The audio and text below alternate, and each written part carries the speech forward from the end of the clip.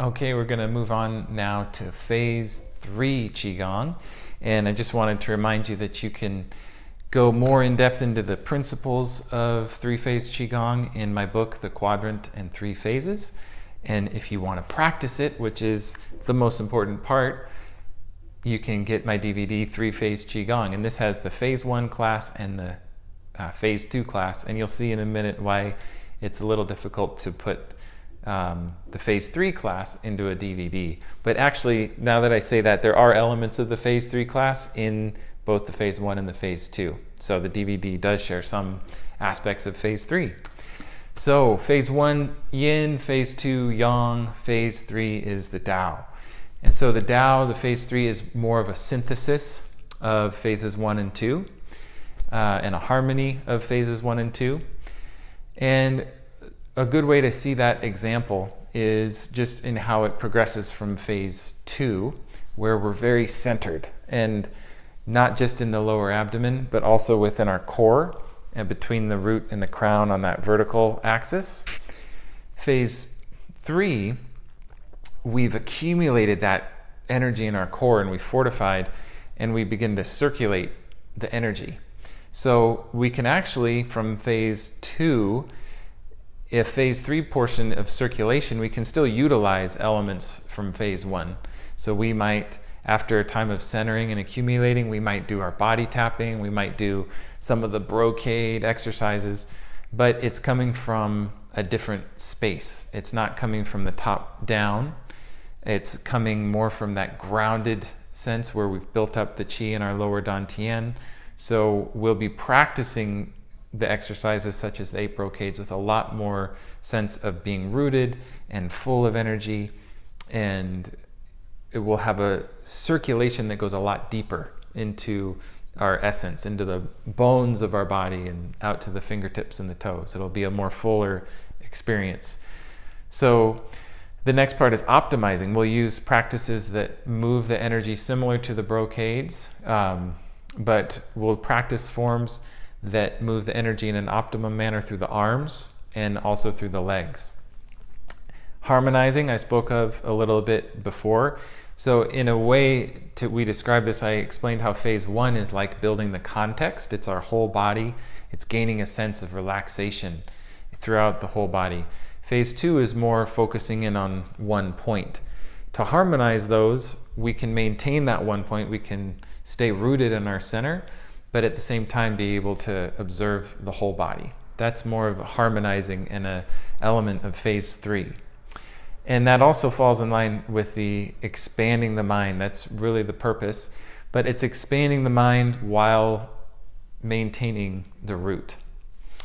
And it doesn't apply even just to the dantian, but focusing anywhere within our body, we're seeing it within the greater context. And it gives a lot more healing energy and potential to those certain areas or individual points that we're trying to heal or cultivate. And then those are the principles of phase 3, the practices that we do. I explained just briefly there, we practice smart moves for the arms and smart moves for the legs. And these are just a little bit more advanced forms of movement that take maybe a little more balance, a little more coordination to do. But those, just the same as the 8 brocades, they can become very natural, and they're not linear, they're not lateral, they're not vertical. It's more of a vortex motion or a wave motion that you'll see in the movement. Vibration training. So this was the one that might be a little tough to make a DVD sharing of, but someday we'll do that. And vibration, you're just shaking the body, and we play really vibrant drumming music.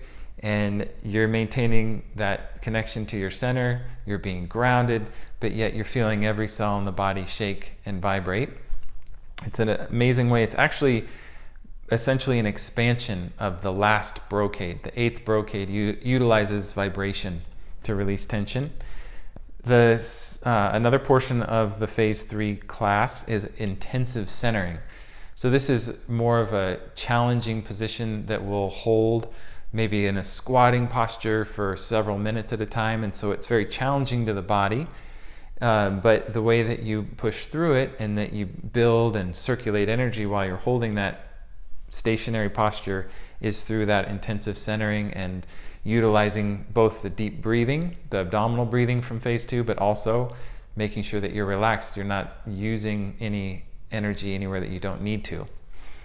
And then at the end of the class, the spirit meditation involves several different things. Part of it is just a free movement where you basically make your own Qigong movement.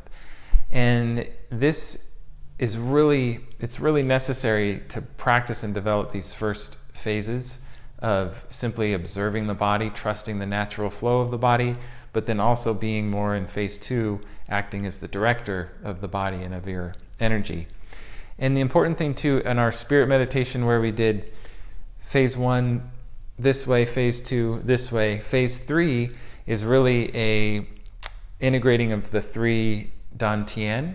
And so we feel the heart, the openness of the heart, we feel the fullness of the Dantian, and we also meditate on the clarity in the brain in the upper Dantian, and also visualizing, setting some intention, so that one of the purposes of the practice is being able to feel relaxed and energized in our body, open in our heart, but then where do we want to focus our attention? So it's a time of visualizing a goal or an intention and really infusing that with a lot of energy.